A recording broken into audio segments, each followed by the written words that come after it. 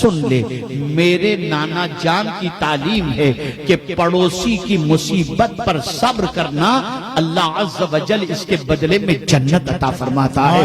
تو میں نے اپنے نانا کی تعلیم پر عمل کی۔ جب یہودی نے یہ سنا، دامن حسین پکڑ لیا اور کہتا ہے نانا کا جب نواسے کا کردار جب ایسا ہے تو نانا کے کردار کا عالم کیا ہوگا۔ صلی اللہ تعالی علیہ وسلم کے دیوانوں، کبھی آپ نے محسوس کیا پیغمبر رحمت صلی اللہ علیہ وسلم اس فرش گیتی پر کیوں مبعوث کیے گئے؟ حضور نے اپنی بعثت کے دو مقصد بیان فرمائے، بعثت معلما، بعثت لأتمم مکارم الاخلاق۔ میں تو علم بانٹنے کے لیے پیدا ہوا ہوں، مبعوث کیا گیا ہوں، میں معلم بنا کر مبعوث کیا گیا، اور میں اخلاق کو مکمل کرنے کے لیے مبعوث کیا گیا۔ آپ اندازہ تو لگائیں پیغمبر اسلام صلی اللہ علیہ وسلم کا ایک بہت بڑا کارنامہ کل میں نے بیان کیا تھا، علماء نے بہت داد کی اور بہت قبول فرمایا، اور یہاں ماشاءاللہ علماء تشریف فرمائے۔ میں توجہ چاہوں گا، جانتے ہیں ادارہ سازی آسان ہے، انسان سازی آسان نہیں۔ کیا بات ہے۔ حضور نے مدینے کی سرزمین پر کوئی بڑی یونیورسٹی نہیں تیار کی، لیکن مدینے میں ابو بکر جیسا، فاروق اعظم جیسا، عثمان غنی جیسا، مولا علی جیسا ایسا تیار کیا کہ نہ آکسفورڈ پیدا کر سکتی ہے، نہ کیمبرج جیسا پیدا کر سکتی ہے۔ نعرہ تکبیر، نعرہ رسالت۔ اس لیے کہ حضور انسان سازی کے اندر اپنی زندگی ختم کیے۔ اللہ اکبر، زندگی انہوں نے گزاری۔ آئیے میں آپ کو سمجھاتا ہوا چلوں۔ اللہ عز و جل آقا کریم صلی اللہ علیہ وسلم کی عظمتوں کو بیان فرما رہا ہے، ارشاد فرماتا ہے انکا لعلی خلق عظیم، بے شک آپ بہت بڑی خوبوں کے مالک ہیں۔ اللہ اکبر، مصطفیٰ پیارے صلی اللہ علیہ وسلم کے اخلاق کیسے تھے، آپ کا کردار کیسا تھا، آپ کی زندگی کیسی تھی، آپ کا بیہیویئر کیسا تھا۔ اے رسول اعظم صلی اللہ تعالی علیہ وسلم کے دیوانوں، یہ بات اچھی طریقے سے ذہن کے اندر محفوظ کر لیں۔ اگر کسی کو اپنا بنانا ہے تو دولت دے کر کے بناؤ گے، وہ لمحاتی محبت ہوگی، اور اخلاق دے کر کے بناؤ گے، زندگی بھر وہ تمہارا غلام بن کر کے رہے گا۔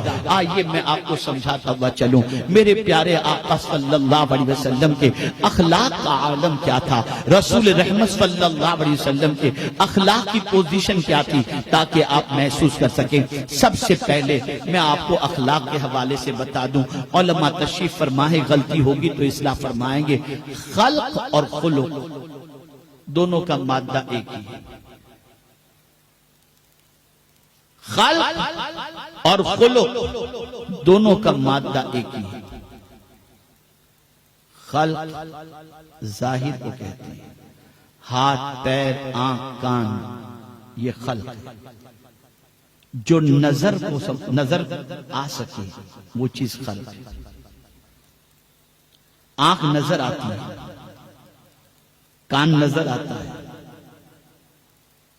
پیر نظر آتا ہے، چہرہ نظر آتا ہے۔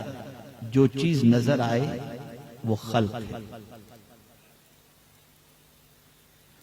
اور جو چیز نظر نہ آئے، محسوس ہو، اسے خلق کہتے ہیں۔ اسے خلق، جو نظر آئے اسے خلق کہتے ہیں، اور جو محسوس کی جائے اسے خلق کہتے ہیں۔ بڑی توجہ چاہوں گا۔ اللہ اکبر، اللہ اکبر، اللہ اکبر۔ کل چند علماء پروگرام کے بعد ملنے کی غرض سے حاضر ہوئے اور جم کر کے بیٹھ گئے، کہا بس ایک نصیحت حضرت فرما دیں، ایک نصیحت فرما دیں۔ میں نے کہا بس ایک ہی نصیحت کرتا ہوں، مخلوق کی نظر میں اچھا بننے کی بجائے خالق کی نظر میں اللہ اللہ اللہ اللہ اللہ اللہ، مخلوق کی نظر میں اچھا بننے کی بجائے خالق کی نظر میں اچھا بننا۔ مخلوق ظاہر کو دیکھتی ہے اور خالق دل کو دیکھتا ہے، اور دل جسم کا بادشاہ ہے۔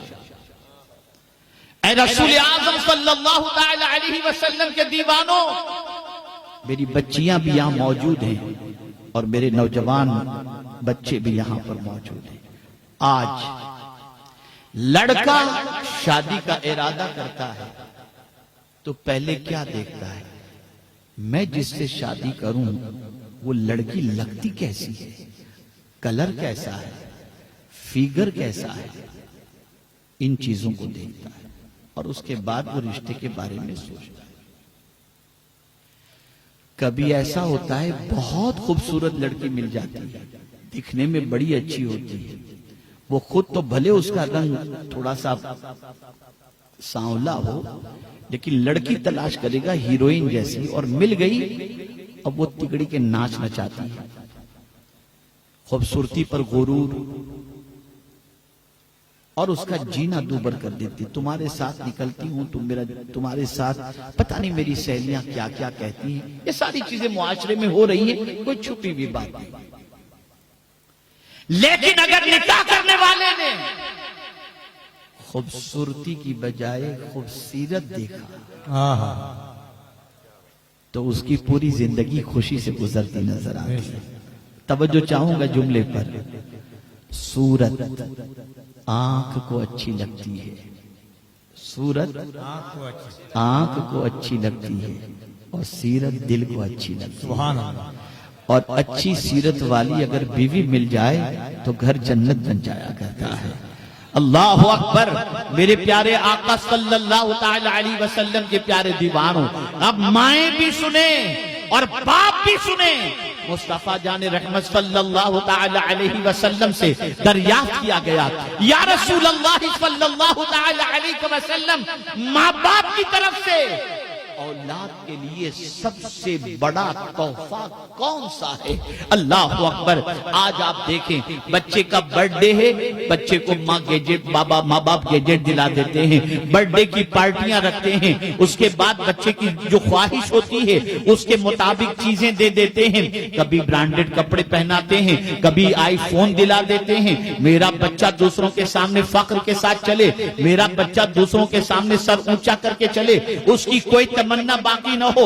جب میں مدینے کے تاجدار ارواحنا فداہ صلی اللہ علیہ وسلم سے دریافت کرتا ہوں کی طرف سے اولاد کے لیے سب سے بڑا تحفہ کیا ہے، تو مدینے کے تاجدار صلی اللہ علیہ وسلم جواب دیتے ہیں، اولاد کی طرف سے سب سے بڑا، اولاد کے لیے ماں باپ کی طرف سے سب سے بڑا تحفہ اچھے اخلاق ہیں۔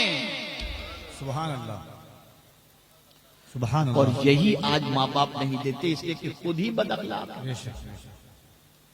سچ ہے، اخلاق کو اہمیت نہیں دی گئی، اخلاق پر توجہ نہیں دی۔ اب اخلاق کی کتنی قسمیں ہیں ذرا یہ بھی سماعت فرمائیں۔ اخلاق کی 3 قسمیں ہیں، خلق حسن، خلق کریم اور خلق عظیم، یہ 3 قسمیں ہیں اخلاق کی۔ خلق حسن کسے کہتے ہیں؟ اگر کوئی تمہارے ساتھ برائی کرے تو تم جواب میں برائی نہ کرو، درگزر کرو، یہ ہے خلق حسن۔ خلق کریم کسے کہتے ہیں؟ اگر کوئی تمہارے ساتھ برائی کرے تو تم اس کے ساتھ اچھائی کرو، یہ ہے خلق کریم۔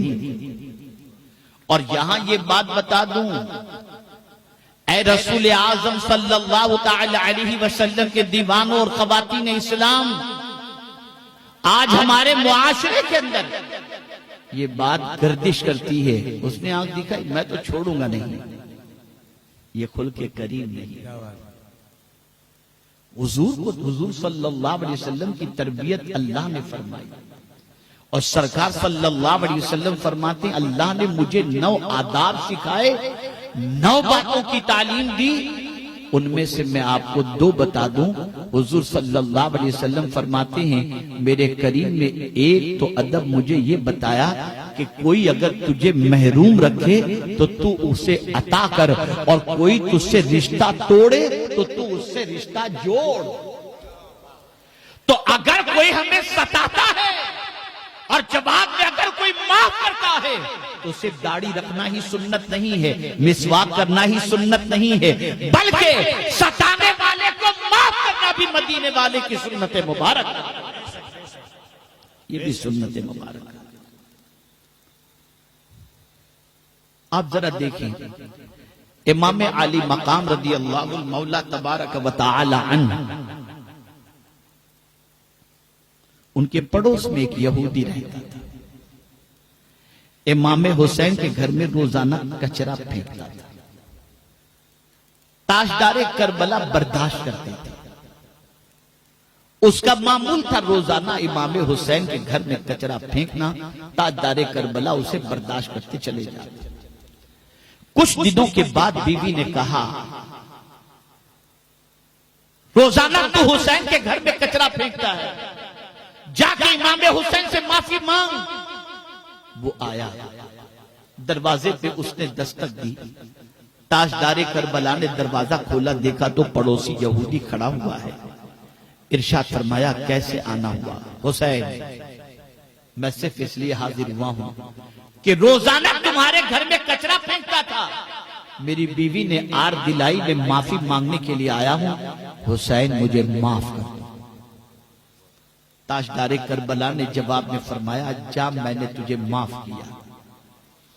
اب سنیے، غور سے سنیے، وہ یہودی کہتا ہے اے حسین تمہارے ماننے والوں کی مدینے میں کوئی کمی نہیں ہے، جوانوں کی ایک قطار لگی ہوئی ہے، تم اشارہ کر دیتے تو جوان میرے گھر کی اینٹ سے اینٹ بجا دیتے، لیکن حسین کیا وجہ ہے کہ میں نے تمہارے گھر میں کچرا ڈالا لیکن کبھی تم نے میرے خلاف کوئی ایکشن نہیں لیا، وجہ کیا ہے؟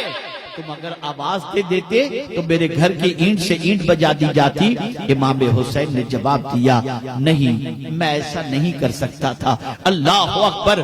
اس شخص نے کہا حسین مجھے یہ بتاؤ کہ میں معافی بھی مانگا تو تم نے نہ مجھے جھڑکا ہے، نہ مجھے ڈانٹی دی، نہ کچھ تم نے مجھے کیا، اور تم نے مجھے معاف کر دیا۔ اے حسین یہ تو بتاؤ کہ اتنی بڑی ہمت کے ساتھ تم نے مجھے معاف کر دیا، ذرا میں اس کی وجہ بھی تو جانوں۔